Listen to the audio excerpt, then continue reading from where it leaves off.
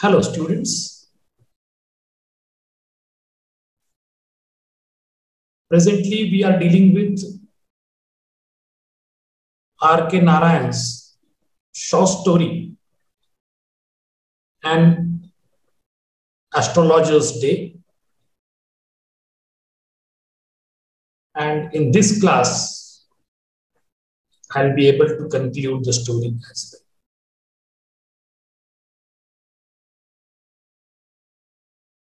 In the previous class,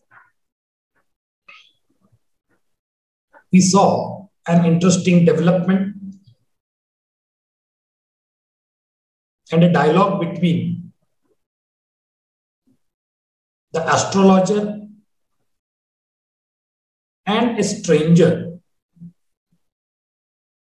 whose name was Guru Nayak. And the last point that I discussed was the advice given by the astrologer to Guru Nayak that he should never travel southward again if at all the man wanted to live to be 100. So this advice was very spontaneously accepted by Guru Nayak. And while reflecting on this, he said, I quote, "Why should I leave home again?" But Guru Nayak was a little bit anxious to know what actually happened to the man who stabbed him in the village and pushed him into the well. Finally, the astrologer composed himself and said that he met his death. That is, the man who stabbed and pushed Guru Nayak was crushed under a lorry, and whatever he deserved was given to him by his destiny.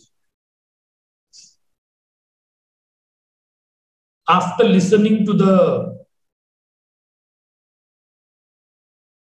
death story of the man, Guru Nayak felt gratified and he realized that the destiny had played its role and whatever the man deserved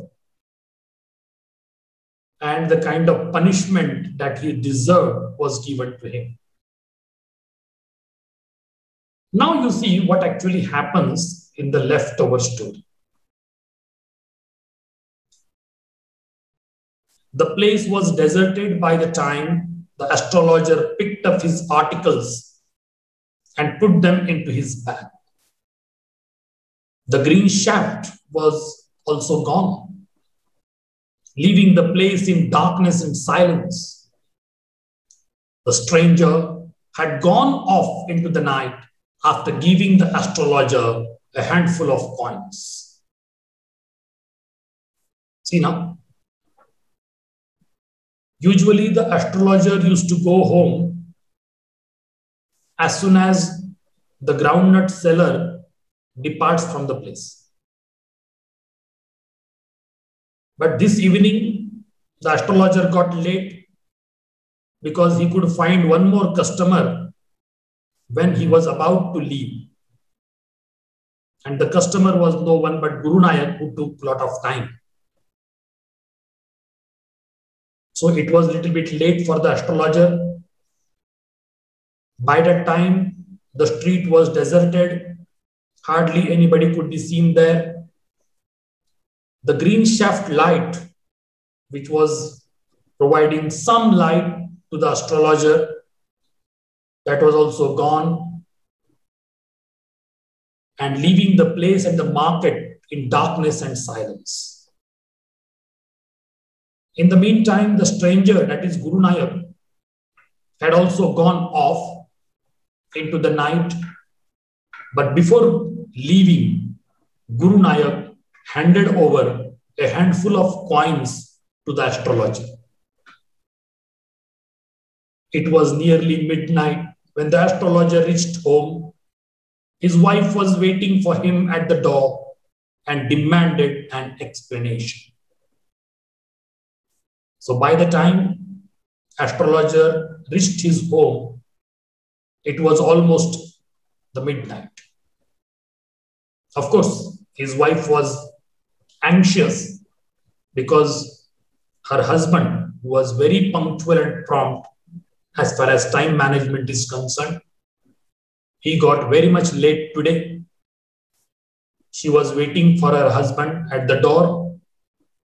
And as soon as the astrologer reached to the steps of the door, she started demanding explanation for his late arrival.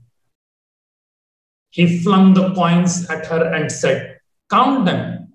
One man gave all that."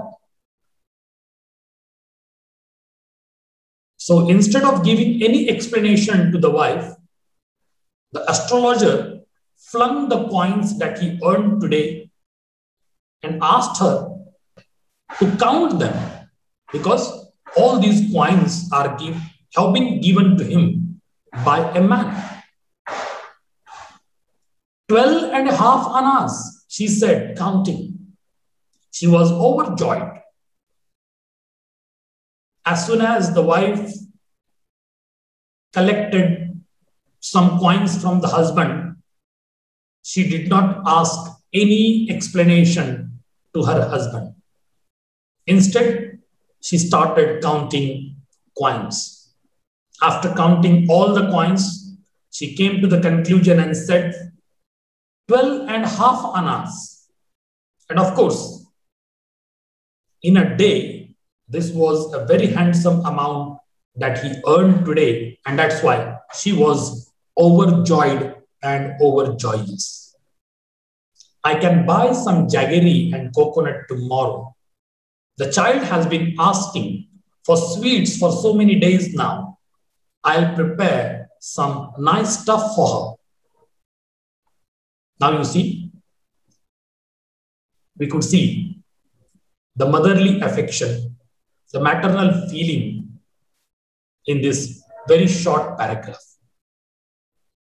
As soon as she realized that they earned a little bit extra today, immediately she thought of her daughter, because this couple, that is astrologer and his wife, both are blessed with a daughter, and the daughter has been asking for some sweets for the last many days, but she could not prepare. And that's why now she's saying that I can buy some jaggery and coconut tomorrow, and she'll prepare some nice stuff for her.